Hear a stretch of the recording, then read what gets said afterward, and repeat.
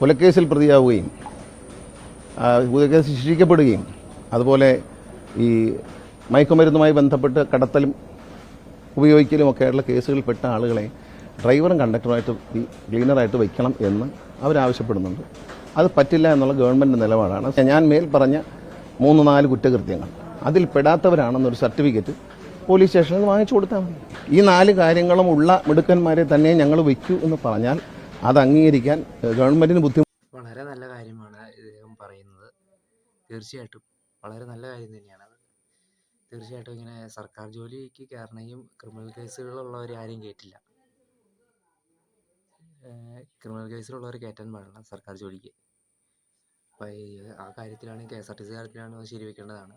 അതുകൊണ്ട് മയക്കുമരുന്ന് കേസ്, പെണ്ണുപിടിയെ, ഈ കാര്യങ്ങളൊക്കെ കേസുകളുള്ള ആളുകളെയൊക്കെയൊന്നും ഡ്രൈവറോ ക്ലിയറാക്കിയോ ശരി.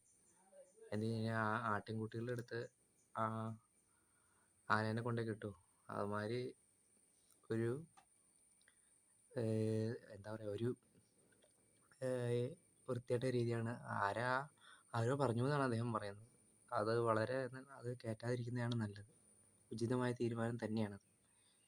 തീർച്ചയായിട്ടും ഇങ്ങനെയുള്ള ക്രിമിനലുകൾക്ക് കയറി നിറങ്ങാനുള്ള സ്ഥലമല്ല സർക്കാർ ജോലി. ഒരിടത്തും സർക്കാർ ജോലി എന്നല്ല, ഇന്ന ജോലികൾ ഒരിടത്തും കയറി നിറങ്ങാനുള്ള സ്ഥലമല്ല. തീർച്ചയായിട്ടും ഗണേഷ് കുമാർ പറഞ്ഞതിനോട് യോജിക്കുന്നു.